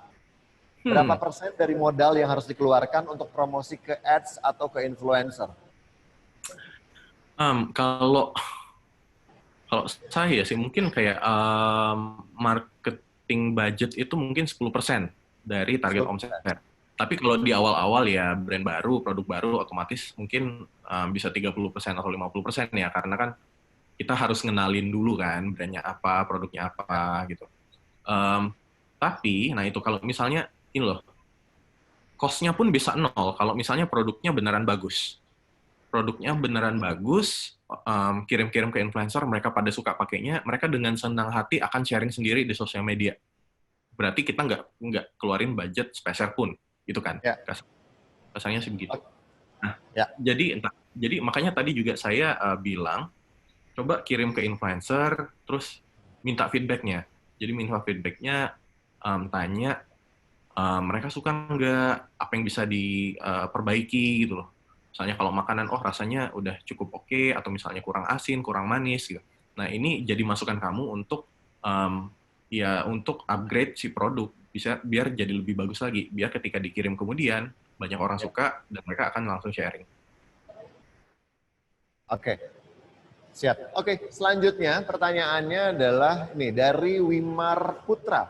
Tanya dong, untuk target audiens di Facebook Ads dengan placement ke Facebook dan Instagram lebih efektif mana? Apakah menggunakan audiens look-like atau audiens dengan interest tertentu? Oh, sudah advance pertanyaannya. Bagus. Ya. Saya jelasin sedikit ya mungkin. Kalau audiens dengan interest tertentu itu sudah jelas. Jadi misalnya kita jualan cake, kita nyari audiens yang interestnya ke food gitu kan, makanan. Itu. Atau misalnya kita tour travel, cari audiens yang interestnya ke traveling, ke lifestyle. Kalau look alike itu maksudnya kita punya satu set database customer, email dan nomor HP yang sudah kita punya, yang biasa beli produk kita. Nah ini kita jadiin acuan untuk nyari nanti si algoritmanya disuruh cari audiens yang mirip seperti ini, kan look alike itu mirip seperti ini. Nanti mereka dengan otomatis cari sendiri. Nah nanti akan ditargetin ke orang-orang ini. Jadi Lebih efektif mana? Menurutku lebih efektif audience look alike. Tapi kita juga harus kombinasikan sih. Jadi ini bukan masalah efektif mana, tapi kita harus tetap expand kategori kita, gitu. Ya. Jadi look alike kan berhubung audiensnya mirip, jadi semoga behaviornya mirip, jadi mereka mau beli produk kita juga. Tapi di sisi lain, audience yang interest ini kan sebenarnya Ya. apa ya? Sebenarnya mereka punya interest ke produk kita, cuma mereka belum kenal, gitu kan. Nah, jadi kita kenalin juga, gitu. Jadi dua-duanya menurutku bisa di launch pada saat yang bersamaan sih. Gitu. Oke, seperti itu ya. Berarti dua-duanya juga harus dipertimbangkan lagi dengan baik. Oke, Ya. selanjutnya lagi pertanyaan dari Reynaldo Immanuel. Tanya dong, saya mau bertanya, apakah dengan masuk ke dunia digital marketing, kita mengesampingkan cara memasarkan ketemu langsung atau tatap muka? Sebenarnya begini, digital marketing itu adalah alat yang membantu memudahkan, gitu kan. Ya. Misal gini, dulu ya, anggap aja tahun 90 awal. Tahun 90 awal itu kita kalau mau ketemu, mau nawarin barang, mau jualan ke orang, ya udah kita Ya. janjian. Segini, di sini kita ketemu ya, gitu.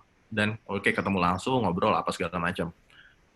Nah, sebenarnya kan dengan adanya digital, yang tadinya kalau ngobrol harus ketemu, sekarang ngobrol bisa lewat apa? WhatsApp, bisa lewat message di Instagram, gitu kan. Jadi itulah fungsinya digital marketing, sebenarnya lebih mengefektifkan. Itu bukan berarti kita nggak boleh ketemu, bisa aja ketemu, gitu. Tapi kalau misalnya bisa kita kalau misalnya kita bisa bikin dia lebih interest dulu gitu dengan konten-konten di sosial media, konten Instagram, gitu. Ya. Untuk kemudian Nge-lag mau ya? di-follow-kan dengan cara ketemu, boleh. Kalau misalnya nggak ketemu pun mereka sudah mau beli, ya kenapa harus ketemu? Gitu kan. Gitu. Ya, Jadi itu yang fungsinya digital ya. betul, yang perlu di garis bawahi adalah bagaimana digital bisa membantu lebih mengefektifkan proses-proses sehingga kita lebih efisiensi waktu dan juga efisiensi biaya. Itu sih. Ya, oke. Mungkin itu juga alternatif kali ya. Jadi kalau misalnya mau langsung ketemu juga nggak ada salahnya. Mungkin bisa buat digital untuk network yang lebih luas. Kalau ketemu langsung kan mungkin kita cabangnya di Jakarta, ya udah kita ketemu dengan customer yang di area Jakarta. Tapi dengan digital kita bisa jualan seluruh Indonesia ataupun mungkin di internasional. Bisa seperti itu mungkin ya. Oke, satu lagi pertanyaan terakhir ya. Satu lagi pertanyaan terakhir ini dari Sasha Lauder. Katanya gini, tanya dong, "Hai John, aku kan jualan ikan. Setiap ikan punya karakteristik masing-masing. Selama ini ku video satu-satu dan upload di Instagram. Tapi untuk memenuhi demand, kali di post semua. Suka tenggelam postnya, takut orang keburu males scroll ke bawah atau kepanjangan. Apakah ada ide after sold itu di-delete? Tahu post sedikit-sedikit tapi sering. Thanks John for the insightful presentation." Gimana, Ini Mas John? Sasha jualan ikan cupang ya. Kayaknya Iya. laku banget. Jadi kalau misalnya udah laku, mendingan di-delete aja atau dibiarkan. Ya, oke. Ya. Kalau menurutku, betul. Salah satu minusnya Instagram itu adalah semakin banyak kita post lama semakin turun ke bawah, gitu kan. Nah, Ya. sebenarnya cara buat mengakalin ini adalah kita sediakan satu website. Kenapa website? Website sekarang banyak yang murah, gitu. Yang gratis juga ada. Pakai yang gratisan aja, karena di website itu sebenarnya kita bisa lebih mudah menyimpan informasi, bisa by kategori. Jadi ketika satu kategori diklik semuanya nongol gitu kan. Misalnya ini ikan cupang warna based on warna gitu, warna merah, biru, kuning, hijau gitu. Jadi diklik pun semua langsung nongol gitu. Jadi ini bisa jadi solusi buat buat katalognya gitu kan. Jadi Instagram ini lebih ke teaser-teasernya aja. Jadi buat orang mau cari tahu lebih banyak, bisa langsung ke website, atau juga bisa langsung beli yang stok itu, kalau mau bisa langsung beli di Instagram gitulah. Jadi Instagram itu hanya salah satu channel, gitu, hanya salah satu channel. Tapi kita juga bisa menyimpan informasi lebih jelas di website. Dan kenapa saya bilang website bukan marketplace? Balik lagi, website itu bisa banyak informasi. Bahkan gini, ikan cupang kan, misalnya jualan ikan cupang, kita perlu mengedukasi audiens dulu. Kenapa sih ikan cupang itu bagus? Gitu. Atau misalnya ikan cupang ternyata kalau dipikir-pikir, oh ini bisa jadi sarana investasi, nggak tahu juga misalnya. Terus juga ikan cupang bisa melepas stres. Nah, jadi ada artikel-artikel yang bisa mendukung orang buat apa ya, menambah pertimbangan mereka untuk beli ikan cupang. So, oh iya, ternyata ngelihat ikan cupang bisa melepas stres. Oh ya udah deh saya beli gitu loh. Nah, ini semua banyak informasi yang bisa disimpan di website sih. Gitu. Iya, wow, luar biasa. Banyak banget informasi-informasi dan ilmu yang sudah dibagikan sore hari ini dari Mas Jonathan N. Dan tadi juga kita sudah dapatkan materi yang sangat luar biasa sekali. Banyak ilmu yang bisa langsung mungkin setelah ini dipraktekkan untuk sobat-sobat seller yang sedang merintis ataupun mungkin yang kemarin-kemarin sudah jalan tapi mau lebih jago lagi berjualan di digital. Tadi sudah dapat tips, trik dan juga segala macam ilmunya dari Mas Jonathan N ya. Mas Jo, terima kasih banyak sudah bergabung di webinarnya Tiki. Jangan bosan-bosan ya Mas Jo untuk berbagi ilmu bersama sobat-sobat Tiki. Mungkin nanti ke depan kita akan bikin lagi dengan tema yang lebih menarik lagi dan jauh lebih bermanfaat pastinya ya. Mas Jo, mungkin ada yang ingin disampaikan lagi untuk sobat-sobat Tiki di seluruh Indonesia? Oke, buat sobat-sobat Tiki yang saya tahu orang Indonesia tuh jiwa entrepreneurship-nya tinggi ya. Jadi kayak dikit-dikit pengen bikin usaha langsung hajar, betul. Tapi kita juga harus mau mengimbangi semangat usaha kita dengan pengetahuan marketing yang bagus gitu. Karena percuma kalau kita bikin usaha brandnya bagus, tapi kita tidak mengerti cara marketinginnya, malah bisa jadi pelan-pelan menghilang gitu loh. Jadi jangan sampai terjadi. Semoga kita bukan brand yang cepat muncul tapi cepat juga hilang. Tapi dengan adanya pengetahuan marketing yang seperti saya share ini, semoga bisa bikin. Oke, terima kasih Mas Jonathan. Tadi sudah disampaikan juga semuanya hari ini. Materinya luar biasa banget dan sobat-sobat Tiki juga terinspirasi pastinya ya dengan materi yang diberikan oleh Mas Jonathan. Terima kasih sekali lagi Mas Jonathan. Sama-sama. Ya, baik, terima kasih. Sampai ketemu lagi ya. Bye. Nah, untuk Sobat Tiki, jangan dulu kemana-mana ya, karena kita juga masih akan ngobrol-ngobrol lagi nih. Kita akan menjelaskan lagi juga mengenai Sherlock yang tadi sudah sempat di-launching oleh Pak Tubi. Dan jangan kemana-mana, karena kalau misalnya Sobat Tiki menyaksikan semua webinar ini sampai selesai, nanti akan diberikan merchandise spesial, merchandise limited edition dari Tiki ya. Jadi jangan dulu leave dari webinarnya Tiki ini, karena nanti juga kita akan foto bersama, kita akan membagikan merchandise dari Tiki, dan juga kita masih ada topik lagi, ngobrol-ngobrol dengan Grebe, yang menjadi lokasi webinar saya sekarang ada di sini ya. Oke, terima kasih Mas Jonathan sudah live dari webinar kita ya. Oke, selanjutnya kita akan memanggil Bapak Tubi. Nah, kita akan ngobrol-ngobrol. Silakan Pak Tubi kembali. Nah, oke.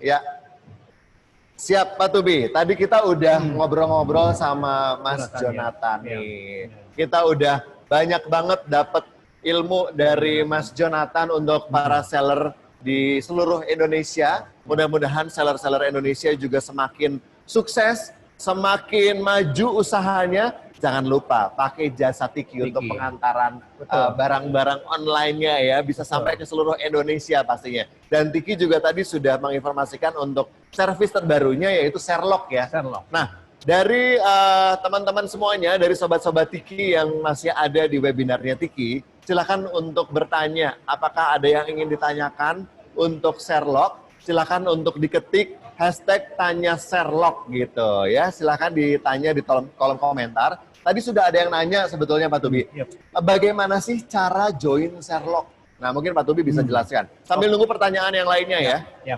Jadi untuk join Sherlock ini, pertama Sobat Tiki bisa buka aplikasi Tiki, baik di apa namanya di Tiki Apps ya. Tiki Apps, buka dulu. Nah, di situ bisa daftar, Oke. bisa registrasi untuk join Sherlock. Ya. Yang kedua juga kita siapkan di website ya. Oke.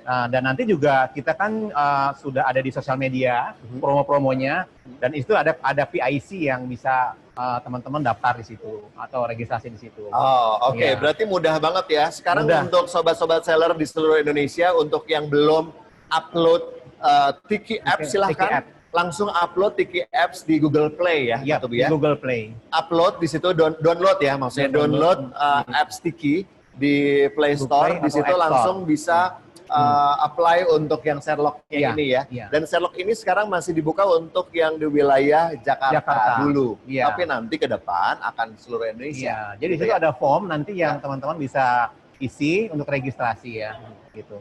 Oke. Mudah sekali kok, nggak sulit Mudah ya. banget ya. Mudah banget. Oke, langsung sekarang ya, habis selesai ikutin webinar, handphonenya dicari di Play Store, cari Tiki gitu ya. Yap, Tiki, langsung download download App apps-nya, Store. langsung daftar Sherlock. Dan Iya. ada pertanyaan selanjutnya nih, Iya. Pak Tobi. Iya. Pertanyaannya dari Lukman, Iya. bisnis frozen food apakah bisa menggunakan Sherlock? Dan berapa lama proses pengirimannya?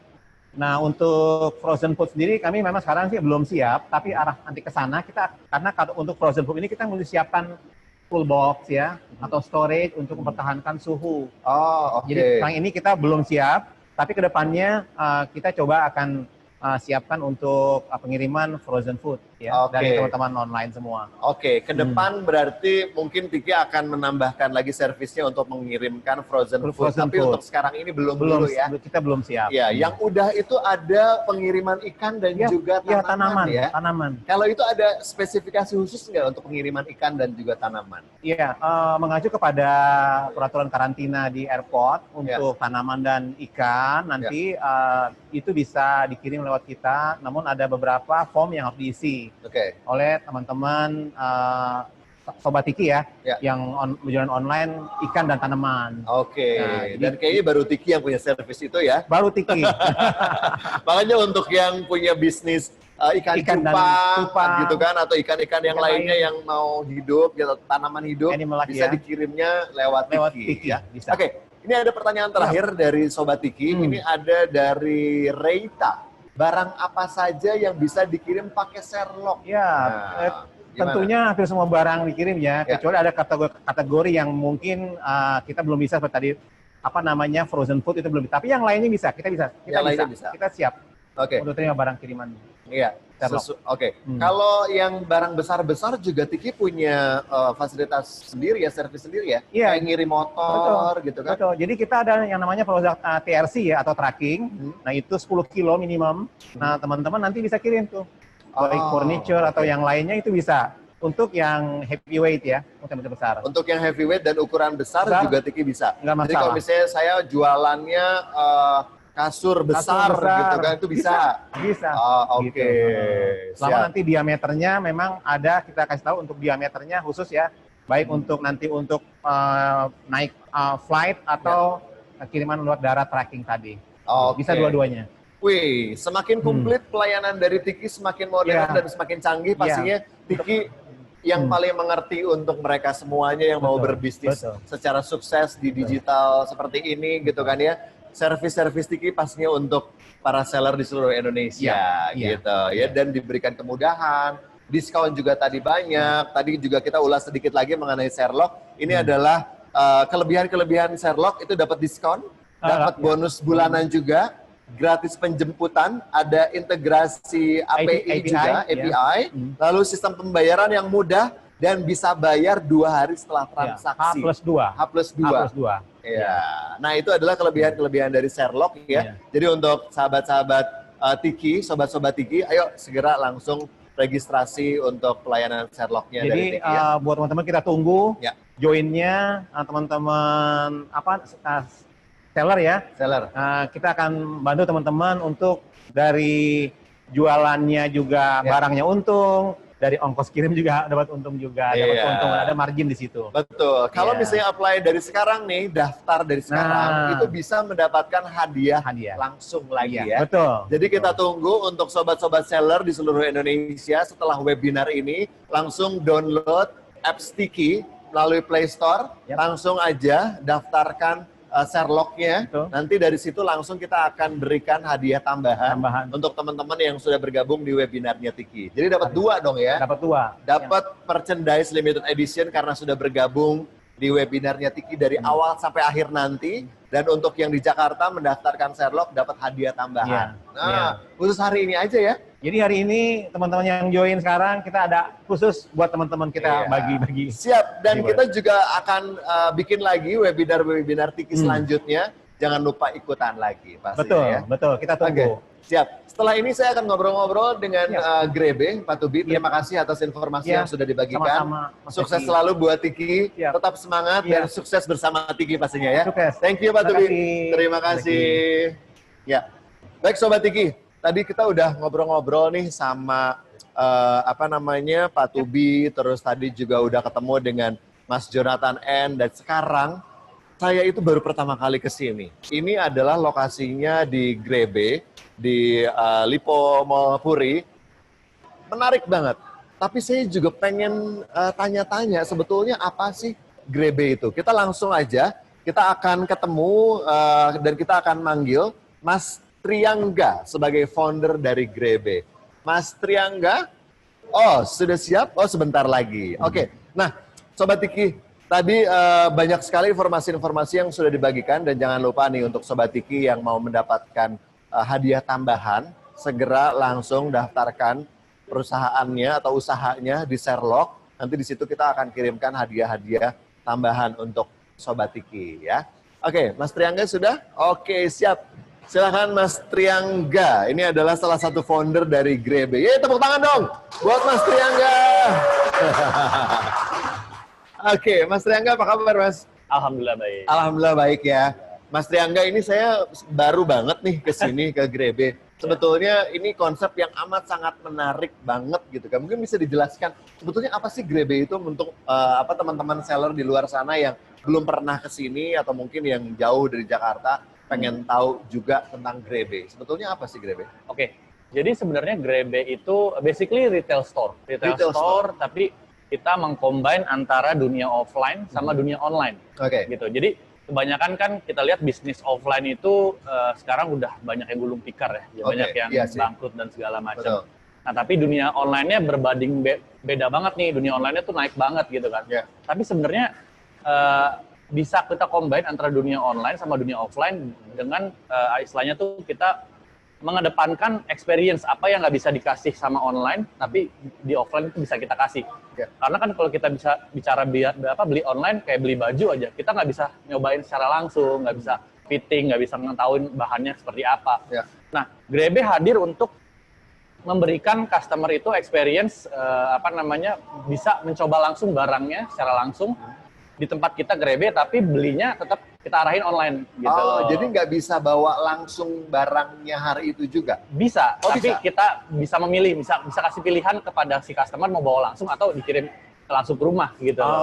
Jadi karena kita lihat sekarang istilahnya tuh dunia online itu yang nggak bisa diberikan adalah experience-nya kan. Makanya kita tingkatin banget di experience di sini.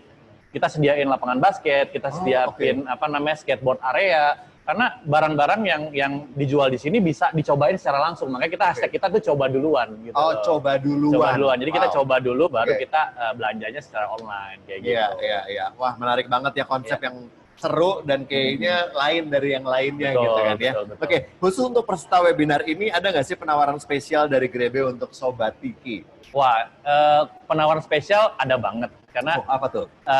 Kita tuh basically pengen ngebantu teman-teman UKM, teman-teman brand lokal, teman-teman istilahnya tuh online shop gitu kan, supaya mereka punya offline store di dalam mall apalagi kan. Ini kan karena kita kan tidak ada di dalam mall kan. Basically karena biasanya kalau misalnya bikin toko itu mahal, apalagi bikin offline store untuk satu brand sendiri itu mahal, dan biasanya kita cuma bisa ikutan bazar doang. Nah ini kita memberikan spesial tempat untuk brand-brand lokal, UKM dan segala macam untuk supaya ada offline store-nya, supaya teman-teman bisa experience. Nah normalnya itu kita memberikan biaya sewa itu untuk 1 bulan itu satu panel itu sekitar 10 jutaan lah. Sekitar 10 juta untuk satu satu bulan ya, untuk waktu 1 bulan. Nah, khusus buat teman-teman dari Sobat Tiki, kita juga jemputnya itu Sobat Grebe sebenarnya. Oh, Sobat Grebe. Sobat Grebe, Sobat Tiki gitu. Makanya Tiki sama Grebe kerjasama. Jadi sama-sama sobat antara Sobat Tiki dengan Sobat Grebe berkolaborasi. Betul. Nah, kita kasih diskon 50%. Oh, 50%? 50%. Wih. Untuk bisa ada di sini. Jadi dari 10 juta jadi cuma 5 juta aja. Wih, itu kesempatan yang nggak boleh dilewatkan. Dan itu benar-benar khusus untuk Sobat Tiki. 50% loh. Itu sampai kapan berlakunya? Lama. Kita sampai pemberitahuan berikutnya kita khusus buat Sobat Tiki. Oke. Nah, mungkin untuk Sobat Tiki yang di rumah pengen tahu juga seperti apa store-nya Grebe, bisa langsung datang ke sini atau mungkin bisa lihat di sosial media atau website-nya, apa mungkin bisa dikasih tahu? Di Instagram kita grebe.official, itu bisa tahu tuh Grebe seperti apa, atau search di YouTube juga bisa Grebe Store atau Grebe Official. Dan di website kita tuh grebe.id. Grebe.id juga bisa tahu nih, apa sih sebenarnya Grebe itu, jadi bisa tahu juga teman-teman kayak gimana. Oke, siap. Komplit banget informasinya, banyak banget juga yang kita bisa dapetin informasi dari Grebe. Manfaatkan kesempatan penawarannya dari Grebe, dapat diskon 50% khusus untuk Sobat Tiki yang mau bergabung bersama Grebe. Luar biasa. Kita kasih tepuk tangan lagi dong sekali lagi buat Grebe.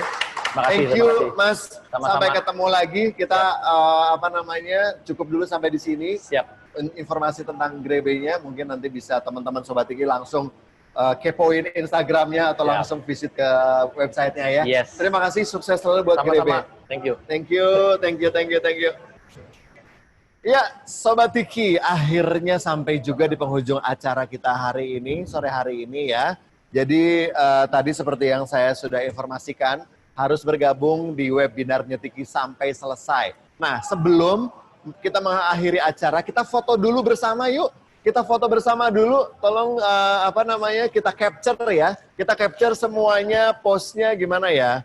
Post untuk selfie. Selfie bersama di webinarnya Tiki. Gayanya gini aja deh, kita sukses, salam sukses gitu ya. Coba bisa dilihat di webinarnya Tiki, ada layar ininya nggak? Zoom-nya semua sudah postnya begini ya, kita hitung sama-sama ya. Semua sudah post bersama belum? Coba kita lihat. Kita selfie bersama, asik. Oke, udah pada post semuanya? Belum? Coba kita post bersama Sobat-Sobat Tiki di seluruh Indonesia. Kapan lagi kita bisa berfoto bersama? Iya, oke. Jangan dulu kemana-mana ya, karena kita mau post bersama dulu, nanti kita capture dan kita upload di sosial medianya Tiki. Untuk semuanya, seller-seller Tiki atau Sobat Tiki di seluruh Indonesia. Sudah bisa? Oke, siap ya? Oke ya, bisa ya? Bisa capture ya? Ya udah nggak apa-apa, nggak usah ditampilin.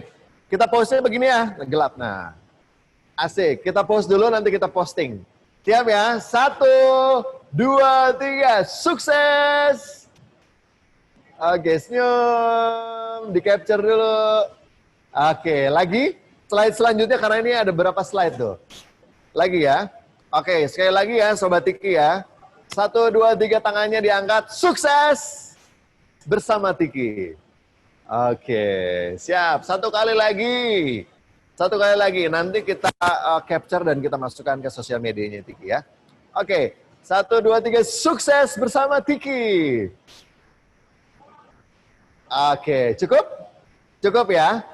Oke, Sobat Tiki, sampai juga di penghujung akhir acara hari ini. Terima kasih untuk bergabung bersama webinarnya Tiki untuk sore hari ini. Kita ke depan insya Allah akan ada lagi webinar-webinarnya dari Tiki dengan tema yang lainnya yang tidak kalah menarik dengan tema hari ini, yaitu rahasia jago jualan di era digital. Kita akan explore lagi dan kita juga mungkin bisa menampung saran dan kritik atau misalnya Sobat Tiki nih punya ide apa sih tema webinar selanjutnya yang harus diadakan oleh Tiki. Silahkan aja langsung komen di Instagramnya Tiki di @tiki.id ya. Silahkan, kita juga menerima saran kira-kira apa nih next webinar yang mau diadakan oleh Tiki untuk Sobat Tiki dimanapun berada gitu ya. Silahkan langsung komentar aja ya. Oke, sampai di sini dulu juga perjumpaan kita. Terima kasih buat Sobat Tiki yang sudah join. Dan jangan lupa langsung join juga di Sherlock ya Tiki. isi biodatanya, langsung juga download apps-nya Tiki, langsung daftar Sherlock-nya, sehingga nanti bisa dapat hadiah tambahan dari Tiki. Baiklah Sobat Tiki di seluruh Indonesia, terima kasih untuk hari ini. Sampai ketemu lagi di webinar selanjutnya. Wassalamualaikum warahmatullahi wabarakatuh.